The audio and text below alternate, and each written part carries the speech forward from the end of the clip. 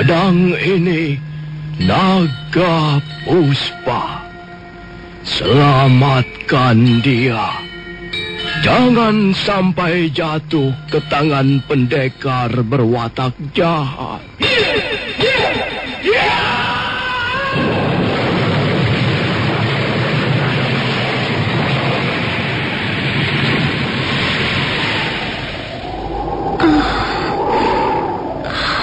Kakang Kamandanu, kau masih juga tidak percaya bahwa aku mencintaimu. Mesin, maafkan aku, Mesin. Mesin. Mesin!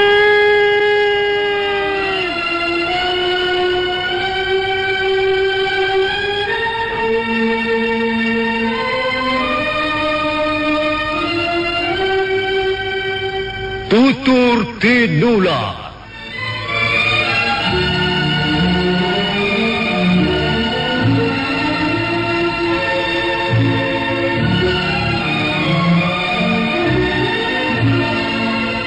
Sebuah sandiwara radio serial, produksi Sanggar Cerita dan Teater Sanggar Prativi.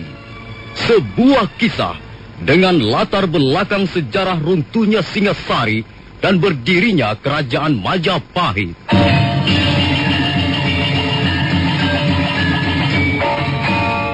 Sandiwara ini didukung oleh pemain-pemain radio yang sudah ternama. Ferry Fadli, Ivone Rose, dan Eli Ermawati.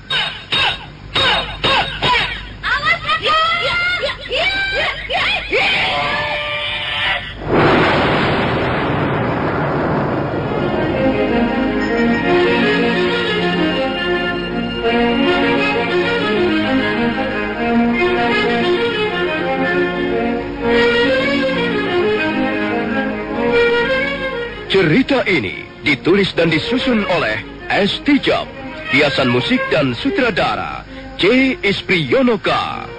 Kali ini mengetengahkan episode ke-6 dengan judul Cahaya Fajar Menembus Hutan Tali.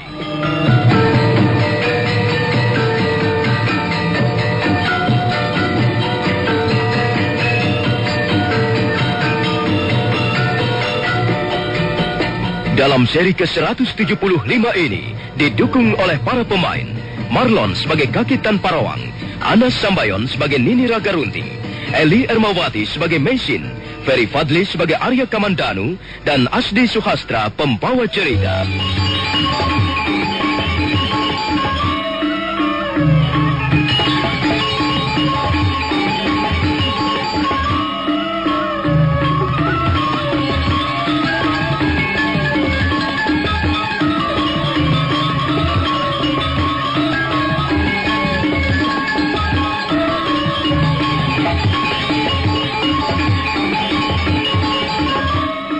Semula Arya Kamandanu hanya melihat saja tingkah laku perempuan tua yang nampak aneh itu. Nini Ragarunting bukannya langsung menyerang. Dia hanya berdiri sambil menggoyang-goyangkan tubuhnya perlahan-lahan, seperti layaknya seorang ibu yang sedang menimang anaknya. Tiba-tiba Arya Kamandanu tersentak. Dia sama sekali tidak menduga akan mendapat serangan begitu cepatnya. Nini Ragarunting mengipaskan selendang kuningnya 2 kali. Dan pada saat berikutnya, ujung selendang itu sudah menculur ke arah Arya Kamandanu. Namun pada saat itulah sebuah bayangan berkelebat ringan.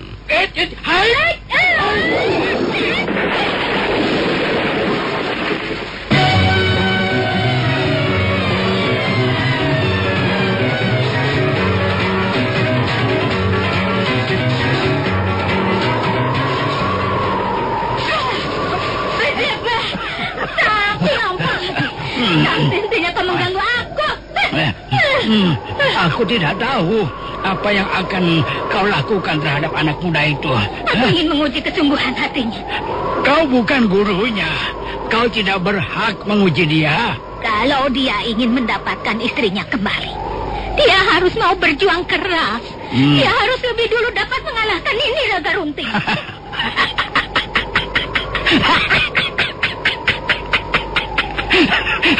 Kau ini lucu sekali. Tanpa melucu pun kau ini sudah lucu. Bagaimana tidak? Apa alasanmu membuat persyaratan seperti itu terhadap anak muda itu?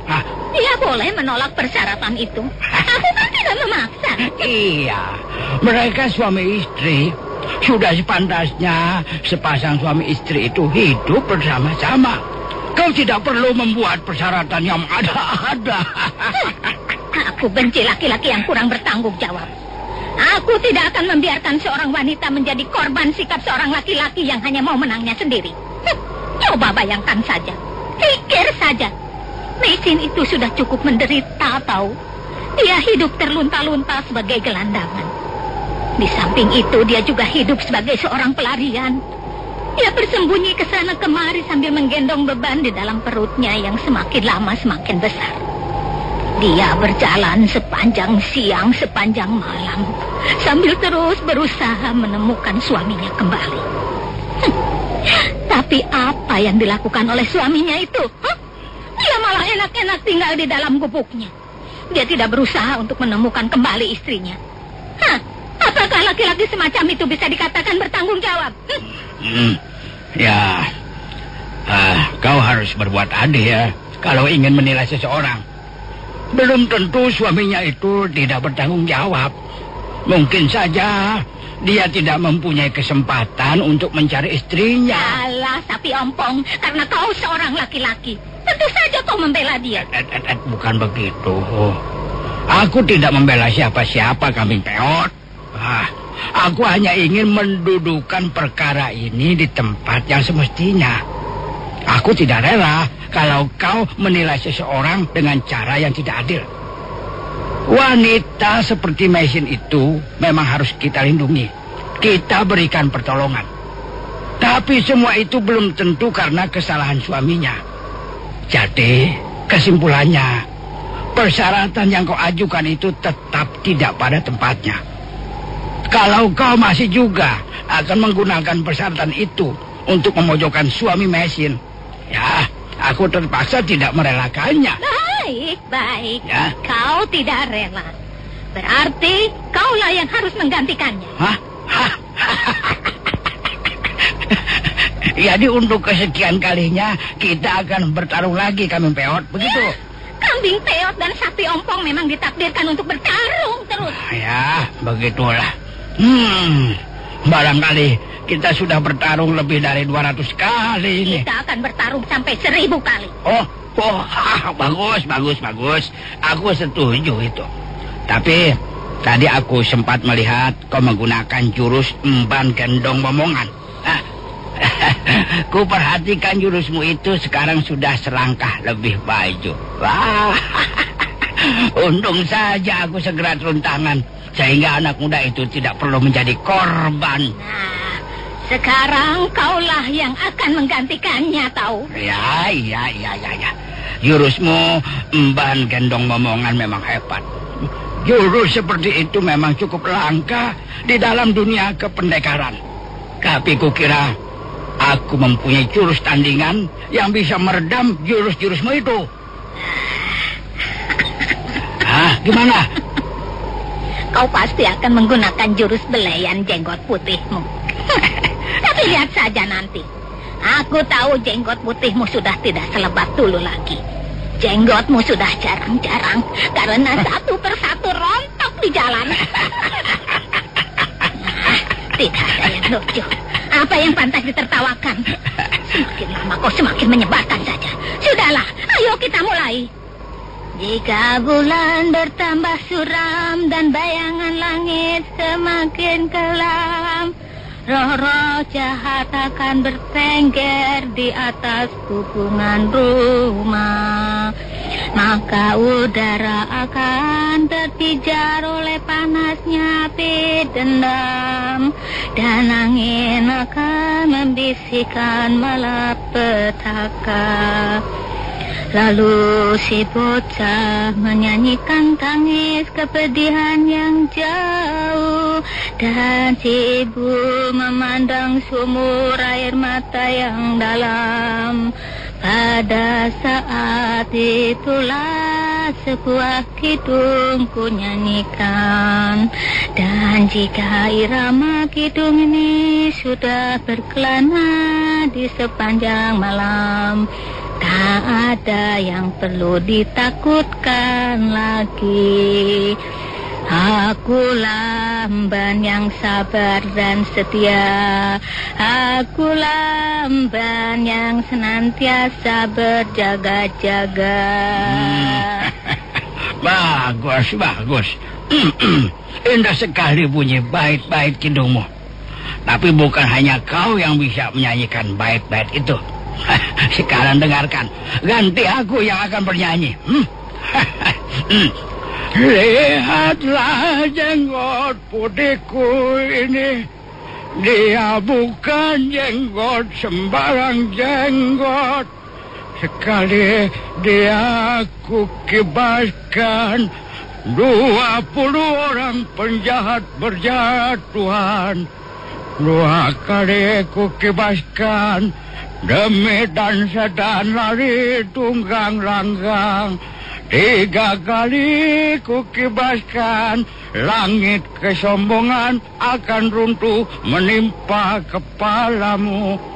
Jangan berkacak pinggang di depan jenggot putihku. Rakitan Parwang bukan lawanmu. Suara kidungmu seperti monyet kentut. Jijik aku mendengarnya. Kambing peot. Mengapa kau sewot? Mengapa tidak kau mulai saja jurusmu emban gendong ngomongan? Ayo, mulailah. Aku sudah siap dengan belayan jenggot putihku. Baiklah, sapi ompong. Berhati-hatilah. Ayo. Kalau sampai lengah, kau tidak akan bisa melihat lagi bulan yang indah di atas langit.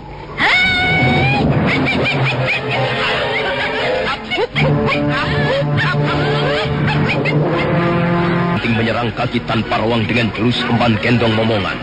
Sementara kaki Tan Parwang melayani serangan dengan jurus belayan jenggot putih. Kali ini, pertarungan antara 2 pendekar itu nampak ganjil. Keduanya seperti bukan sedang bertempur, melainkan menari-nari sambil memainkan senjatanya masing-masing. Gerakan mereka kelihatan indah dan berirama. Suatu saat mereka malah kelihatan tidak sedang bermusuhan. Mereka seperti bergandengan tangan dan ingin saling memeluk. Tapi saat berikutnya, mereka kembali menggempur sambil melentingkan tubuhnya ke udara. Sementara itu, Arya Kamandanu masih berada di tempatnya, di tengah-tengah rumpun semak belukar.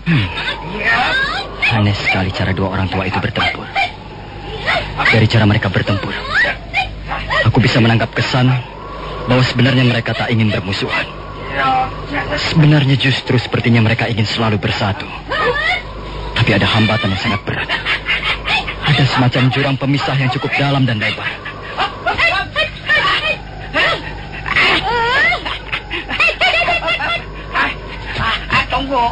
Tunggu dulu kambing peot, tunggu.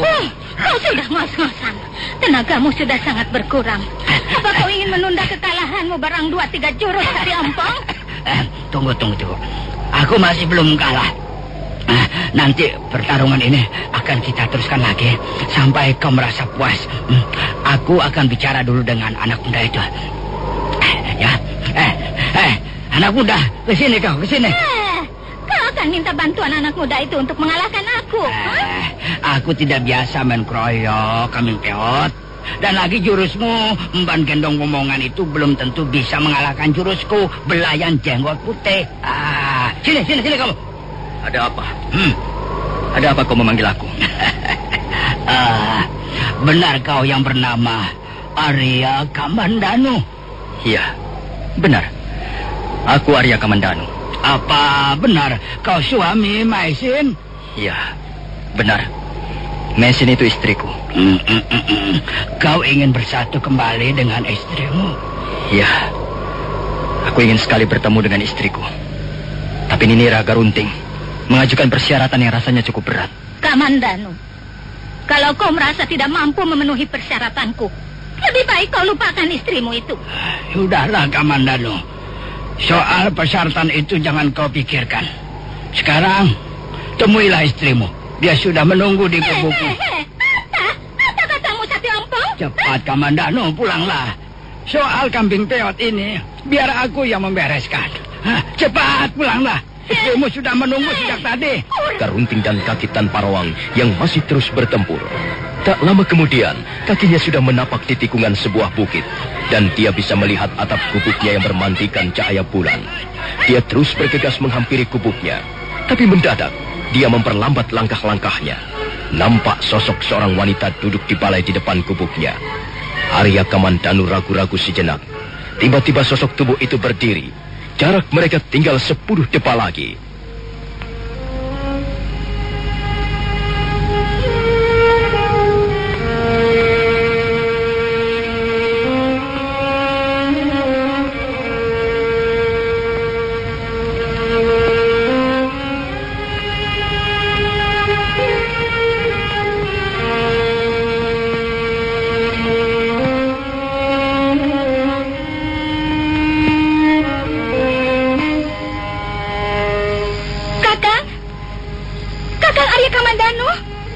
Mesin? Kaukah Mesin? Kakang! Kakang Kamandanu. Kakang Kamandanu. Mesin. Mesin.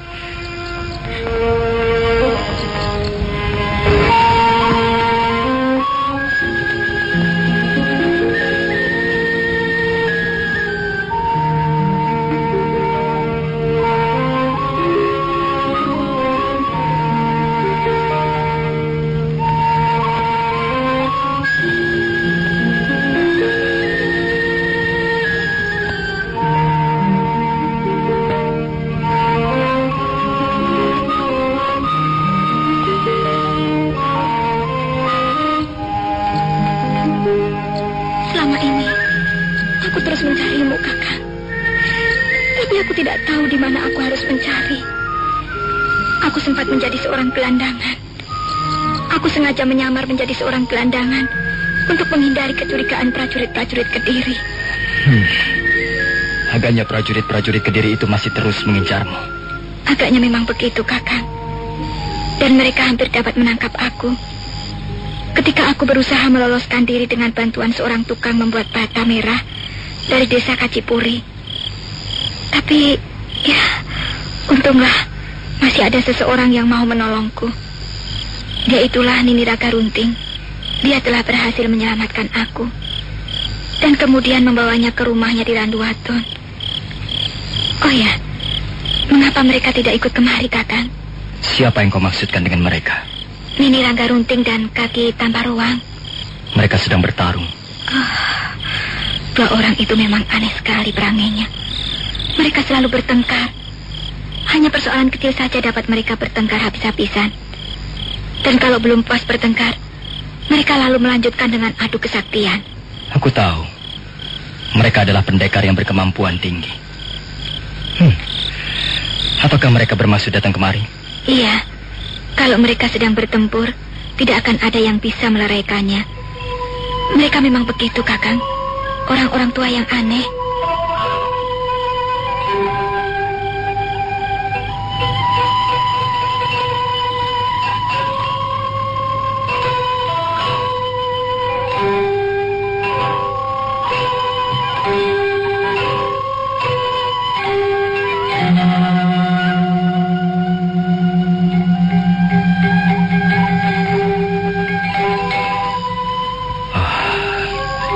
Kelihatan kurus, Mesin. Apakah kau baru bangun sakit? Kau juga kelihatan kurus, Kakang. Dan kulitmu agak kehitam-hitaman sekarang. Aku bekerja keras setiap hari. Sudahlah. Kalau kau lelah dan mengantuk, tidur sajalah. Aku akan menunggumu di sini. Tidak, Kakang. Aku tidak lelah. Aku juga tidak mengantuk. Aku ingin ngobrol sampai pagi. Kau harus menjaga kesehatanmu, Mesin. Aku sehat. Aku tidak apa-apa kok. Justru sekarang ini aku merasa sangat sehat, Kakang. Kakang tidak percaya? Kita masih mempunyai banyak waktu. Kau perlu istirahat, Mesin. Baiklah. Tapi sebelum tidur, aku ingin menanyakan sesuatu padamu, Kakang. Apa yang ingin kau ketahui? Kau belum menceritakan pengalamanmu semenjak meninggalkan desa Kurawan beberapa waktu yang lalu. Sudahlah, Mesin. Sebaiknya kita lupakan saja semuanya. Kenapa, Kakang? Pengalamanku juga tidak jauh berbeda dengan pengalamanmu. Semuanya serba menyedihkan. Semuanya terasa menyakitkan. Ya, segala sesuatu memang bisa berubah seketika. Tak ada yang langgeng di dunia ini. Aku bisa belajar banyak dari apa yang kualami selama ini. Cinta, keluarga, kebanggaan, kebahagiaan. Semuanya itu hanyalah bersifat semu belaka. Tak ada yang bisa dijamah dalam bentuk yang nyata.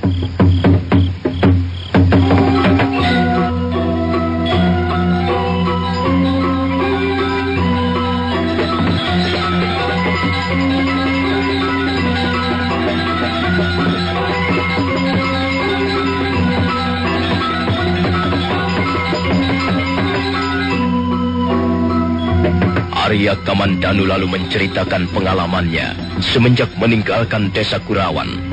Juga tentang ayahandanya yang sudah lebih dulu pergi ke alam baga menyusul almarhumah ibunya.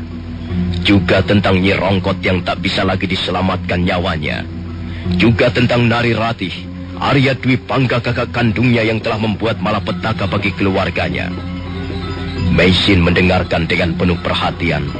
Dan wanita berwajah lembut itu pun menitikkan air matanya.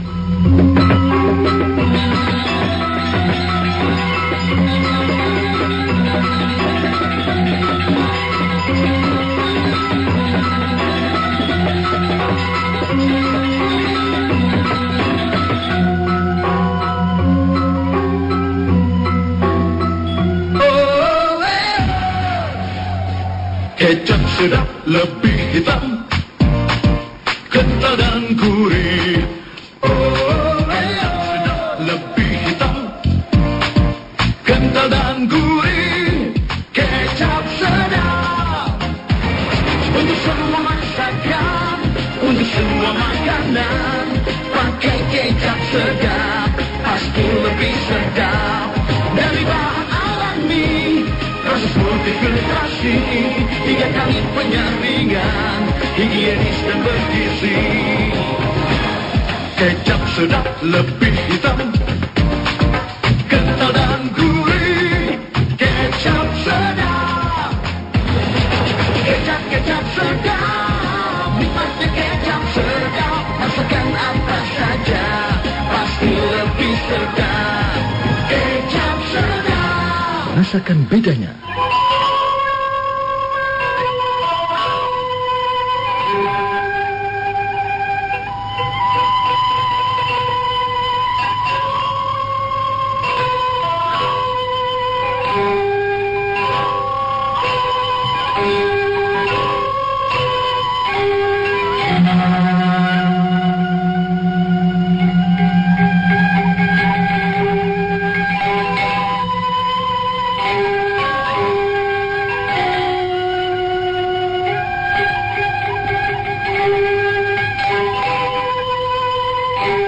Arya Kamandanu segera menceritakan pengalamannya setelah meninggalkan desa Kurawan.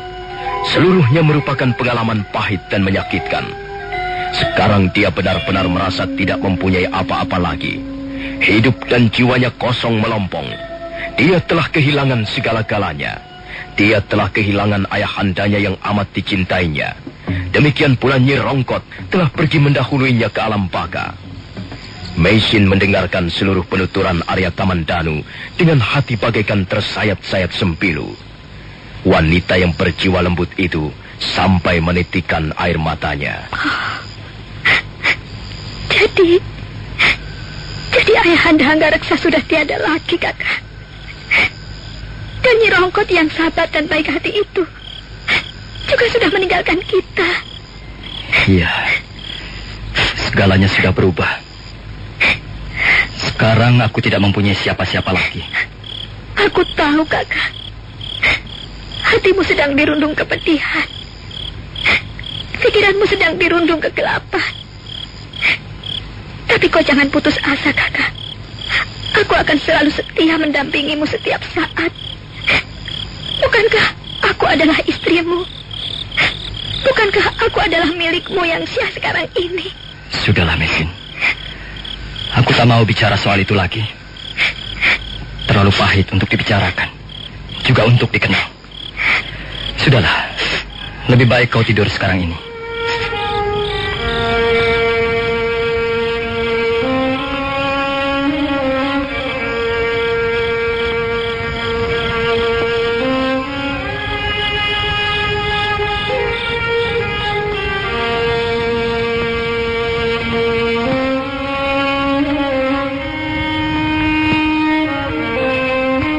Maka demikianlah, Mesin akhirnya bersatu kembali dengan Arya Kamandanu.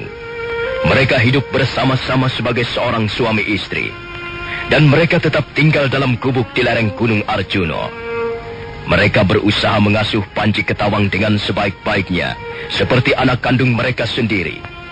Sepintas selalu memang nampak hidup mereka sangat serasi. Tapi Mesin yang perasaannya sangat halus dan peka dapat merasakan getaran-getaran sumbang di antara hubungan mereka. Hubungan mereka masih terasa ada ganjalan dan kepincangan-kepincangan. Mesin tahu apa sebabnya. Dia tahu Arya Kamandanu masih belum dapat menghilangkan kekecewaannya. Dan Mesin berusaha untuk bersikap lebih dewasa. Dia berusaha untuk tetap memberikan pengertian yang besar kepada suaminya. Panji Ketawang sudah tidur, Kakang. Ya, dia tidak begitu nakal lagi sekarang.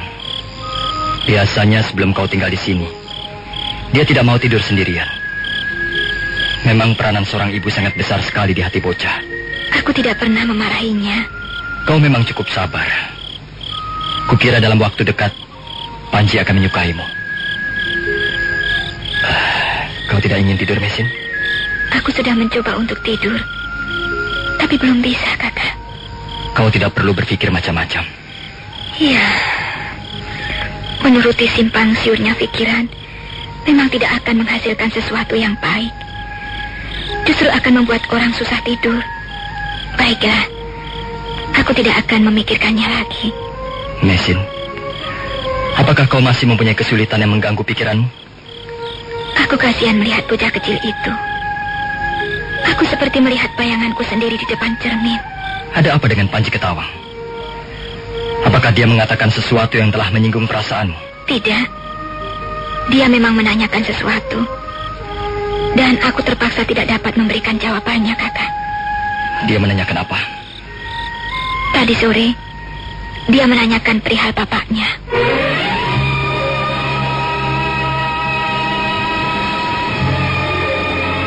Dia juga sering menanyakannya padaku. Dan aku pun tidak pernah menjawabnya. Kukira dia masih terlalu kecil untuk memahami semua ini. Kakang, apa sebenarnya yang telah terjadi? Apa kau juga ingin mengetahuinya? Sudahlah, kalau kau keberatan menceritakannya, aku pun tidak akan memaksa. Sudahlah, Kakang, lupakan saja itu. Kalau kau ingin tahu, aku akan menceritakannya padamu sekarang. Tidak usah, Kakang. Dan lagi, benar apa yang kau katakan. Panji memang belum bisa memahami semuanya ini. Dia masih terlalu kecil untuk bisa mengerti apa yang sedang terjadi. Sudahlah, Kakang. Kau tidak perlu menceritakannya. Tapi kukira kau perlu mengetahuinya juga. Bukan untuk Panji. Apa maksud Kakang? Ya, kau perlu mengetahuinya. Bagaimanapun juga kau pernah menjalin hubungan dengan saudara tuaku. Bahkan kalian berdua pernah menjalin hubungan yang sangat erat, sehingga membuahkan hasil di dalam kandunganmu itu. Sudahlah, Kakang. Sudahlah. Kita bicara soal lain saja. Mesin, kau justru harus mengetahuinya. Kau harus tahu apa yang terjadi atas diri Arya Dwi Pangga. Dia itulah laki-laki yang menjadi bapak dari bayi yang kau gendong siang malam itu. Mengapa kau tidak mau berterus terang padaku? Mengapa kau masih juga menyembunyikan isi hatimu? Katakanlah terus terang bahwa kau ingin mendengar berita tentang Arya Dwi Pangga, dan aku akan menceritakannya dengan senang hati. Kakang, sudahlah, Kakang, sudah. Aku tidak mau bicara soal itu lagi. Kau takut mendengarnya, bukan? Katakan bahwa kau takut mendengar cerita yang akan kututurkan padamu ini. Dengar, Mesin. Dengar baik-baik. Arya Dwi Pangga sudah tidak ada lagi.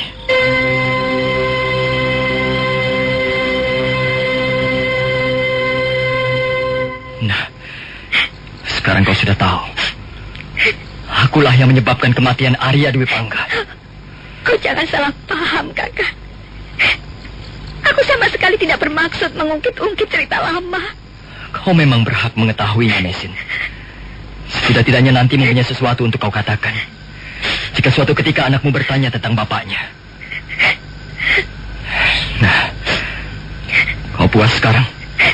Maafkan aku, Kakak. Maafkan aku. Kalau aku telah menyinggung perasaanmu. Tapi sama sekali bukan maksudku untuk melukai hatimu. Bagiku, Arya Dwi Pangga tidaklah berarti apa-apa. Kalau toh dia berhasil meninggalkan bekas di dalam perutku, sama sekali itu bukan keinginanku. Sudahlah. Aku juga tidak mau bicara lagi soal ini. Kau mau kemana, Kakak? Kalau kau mau tidur, tidurlah. Aku mau jalan-jalan di luar sebentar.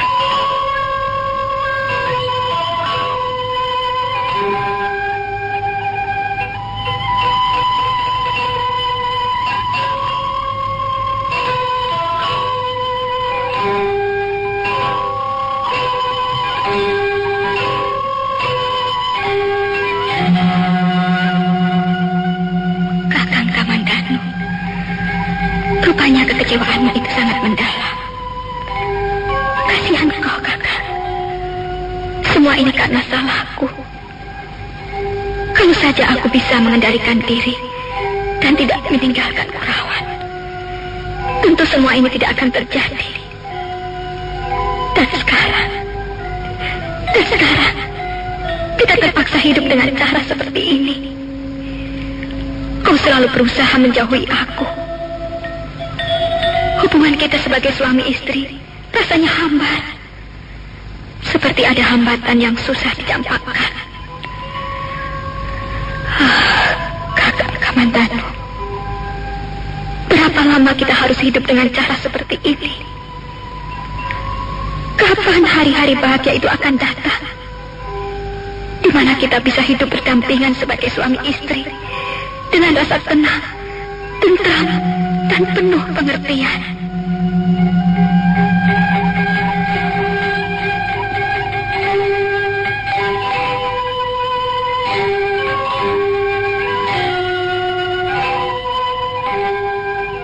Bulan bersinar menerangi hamparan lembah dan daerah yang berbukit-bukit. Puncak Gunung Arjuna disaput awan. Arya Kamandanu duduk di atas sebongkah batu. Dia terpekur seperti seorang yang sedang bersemedi. Tubuhnya bermandikan cahaya bulan dan matanya menatap di kejauhan sana.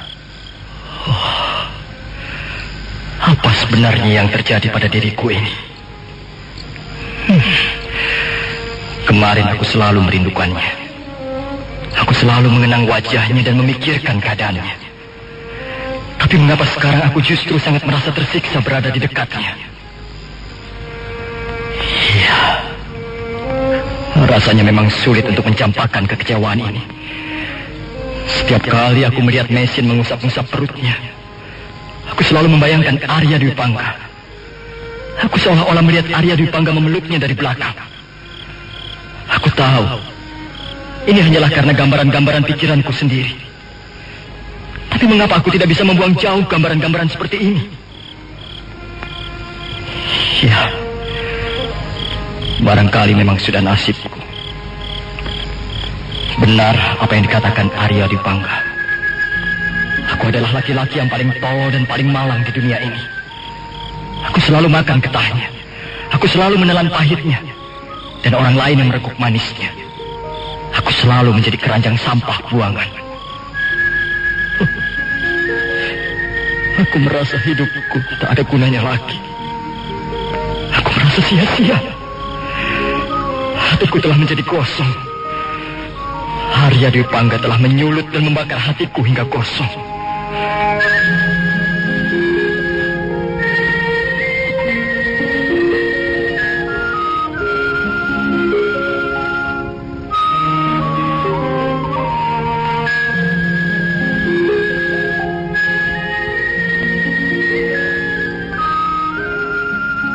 Malam itu adalah malam ketujuh semenjak Mesin kembali hadir di dalam kehidupannya.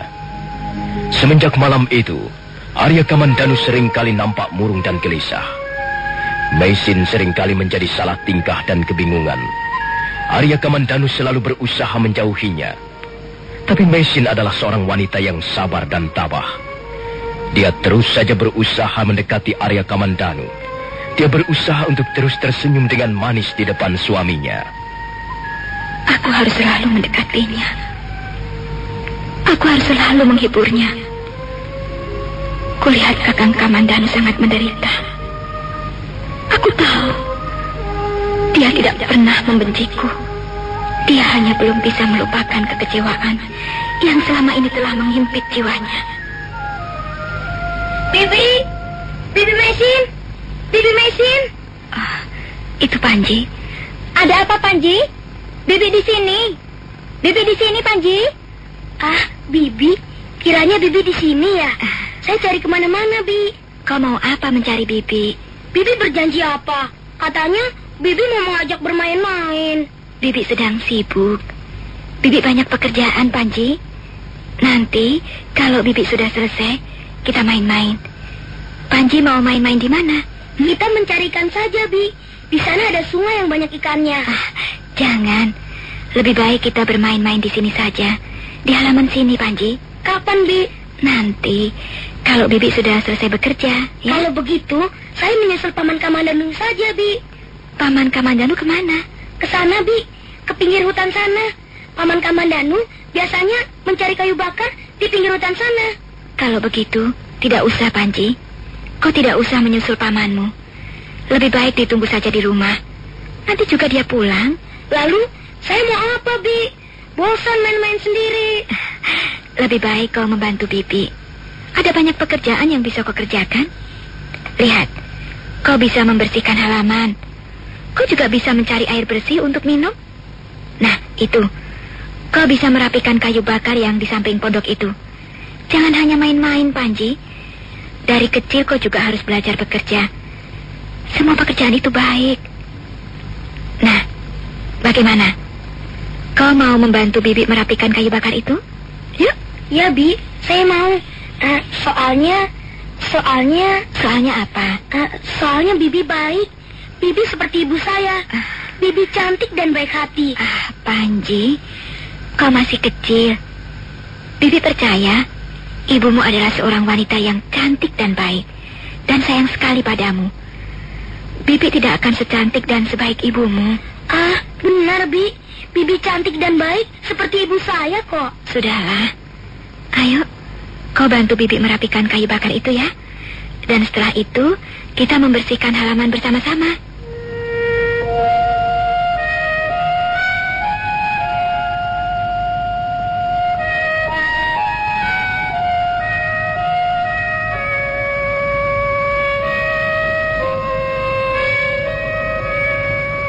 Pagi itu langit sangat cerah. Dengan dibantu Panji Ketawang, Meisin bekerja membereskan urusan rumah tangganya. Semula mereka membereskan kayu bakar yang berserakan di samping gubuk. Mereka mengumpulkan kayu bakar itu dan menatanya dengan rapi. Setelah itu mereka mulai membersihkan halaman.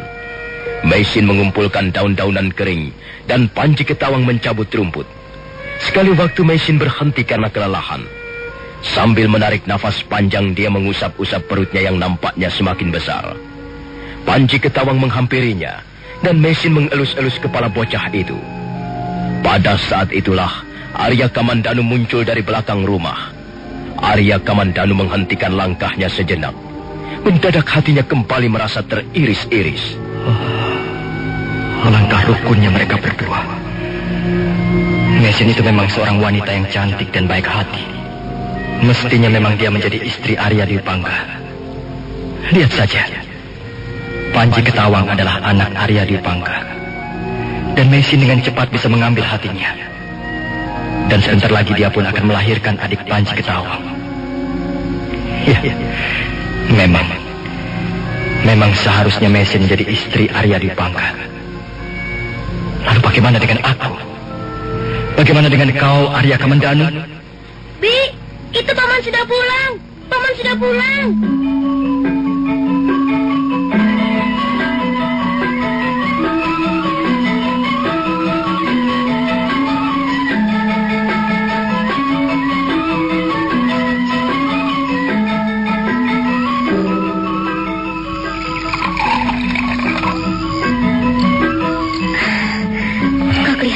salah sekali, Kakang.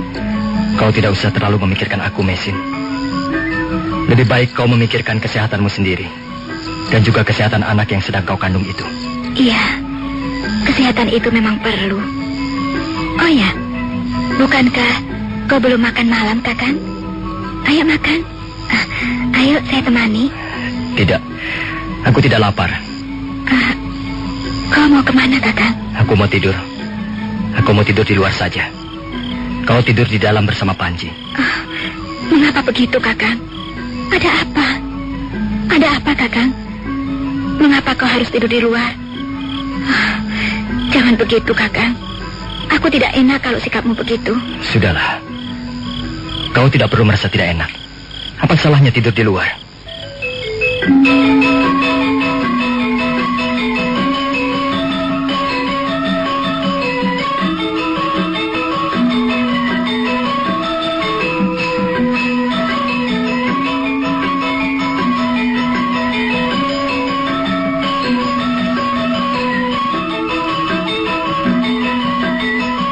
Mesin bangun agak kesiangan. Semalam dia gelisah. Dia hampir tak bisa tidur. Tapi dia tidak berani untuk membangunkan Arya Kamandanu yang tidur di emperan gubuk. Mendadak Mesin terkejut. Ada selembar daun lontar yang berisi tulisan tergeletak di atas balai bambu. Mesin, aku pergi untuk menghilangkan kegelisahan hatiku. Kau tidak perlu cemas. Aku akan segera kembali. Aku hanya pergi untuk menenangkan pikiranku yang sedang kacau. Kau jangan pergi kemana-mana. Kutitipkan Panji Ketawang padamu. Arya Kamandanu. Oh, Kakang Kamandanu. Kakang Kamandanu. Bibi, mengapa Bibi menangis? Bibi, mengapa Bibi menangis? Mengapa menangis, Bi? Tidak apa-apa, Panji. Tidak apa-apa. Kalau tidak ada apa-apa, mengapa Bibi menangis? Sudahlah, Panji. Kau tidak akan mengerti. Saya tahu.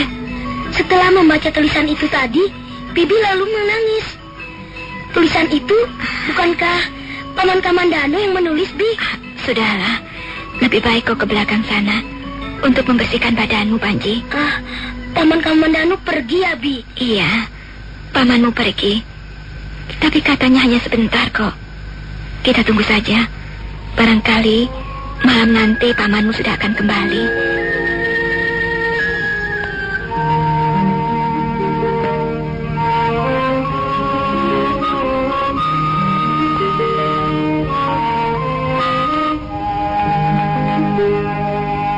Mesin sangat sedih. Selama ini dia sangat mendambakan bisa hidup bersama lagi dengan suaminya. Tapi agaknya Arya Kamandanu masih belum bisa menerimanya. Nah, bagaimanakah kisah selanjutnya? Apakah akhirnya Arya Kamandanu akan kembali lagi? Saudara pendengar, silakan menunggu seri berikutnya.